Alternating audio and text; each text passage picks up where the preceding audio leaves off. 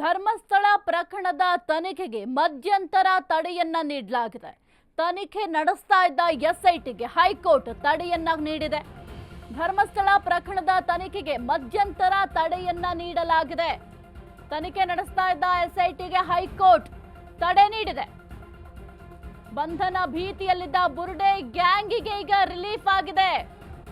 ನ್ಯಾಯಾಧೀಶ ಮೊಹಮ್ಮದ್ ನವಾಜ್ ಪೀಠದಿಂದ ಈ ಒಂದು ಆದೇಶವನ್ನ ಹೊರಡಿಸಲಾಗಿದೆ. ತಿಮರೋಡಿ, ಜಯಂತ್ ಸೇರಿ 4 ಈಗ ರಿಲೀಫ್ ಆಗಿದೆ. ದೌರ್ಜನ್ಯ ಮಾಡದಂತೆ ಎಸ್ಐಟಿಗೆ ಕೋರ್ಟ್ ಸೂಚನೆಯನ್ನ ಕೊಟ್ಟಿದೆ. 2 ಕೇಸ್ ರದ್ದು ಕೋರಿ ಅರ್ಜಿಯನ್ನ ಗ್ಯಾಂಗ್ ಸಲ್ಲಿಕೆ ಮಾಡಿತ್ತು. ಮುಂದಿನ ಆದೇಶದವರೆಗೆ ನೋಟಿಸ್ ನೀಡುವಂತಿಲ್ಲ ಅಂತ ಆದೇಶವನ್ನ ಮಾಡಿದ್ದಾರೆ. ಎಸ್ಐಟಿಗೆ ಹೈಕೋರ್ಟ್ ಏಕಸದಸ್ಯ ಪೀಠ ಸೂಚನೆಯನ್ನ ಕೊಟ್ಟಿದೆ. ನವೆಂಬರ್ 12ಕ್ಕೆ ವಿಚಾರಣೆಯನ್ನ ಹೈಕೋರ್ಟ್ ಮುಂದೂಡಿಕೆ ಮಾಡಿದೆ. ನವೆಂಬರ್ 12ರವರೆಗೂ ಬುರ್ಡೆ ಗ್ಯಾಂಗ್ಗೆ ತಾತ್ಕಾಲಿಕ ರಿಲೀಫ್. ಧರ್ಮಸ್ಥಳ ಪ್ರಕರಣದ ತನಿಖೆಗೆ ಸದ್ಯಕ್ಕೆ ಮಧ್ಯಂತರ ತಡೆಯನ್ನ ನೀಡಲಾಗಿದೆ. ತಿಮರೋಡಿ, ಜಯಂತ್ ಸೇರಿ 4 ಈಗ ರಿಲೀಫ್ ಸಿಕ್ಕಿದೆ. ದೌರ್ಜನ್ಯ ಮಾಡದಂತೆ ಎಸ್ಐಟಿಗೆ ಕೋರ್ಟ್ ಸೂಚನೆಯನ್ನು ಕೂಡ ಕೊಟ್ಟಿದೆ.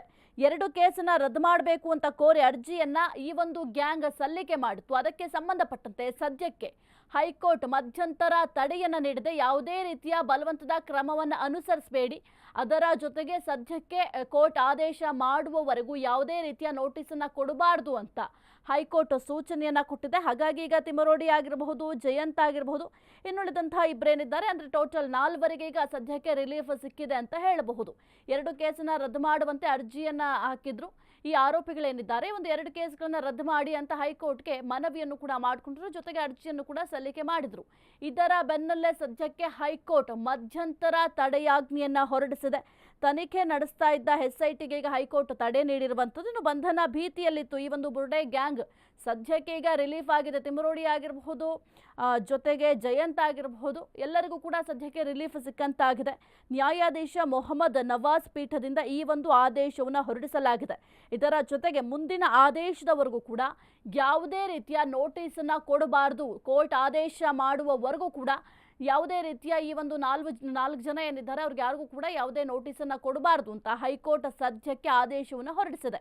ಇನ್ನು ನವೆಂಬರ್ 12ಕ್ಕೆ ಹೈಕೋರ್ಟ್ ಈ ಒಂದು ಅರ್ಜಿಯ ವಿಚಾರಣೆಯನ್ನು ಕೂಡ ಮುಂದೂಡಿಕೆ ಮಾಡಿದೆ. ನವೆಂಬರ್ 12ರವರೆಗೂ ಕೂಡ ಬುರ್ಡೆ ಗ್ಯಾಂಗ್ಗೆ ತಾತ್ಕಾಲಿಕ ರಿಲೀಫ್ ಸಿಕ್ಕಿದೆ.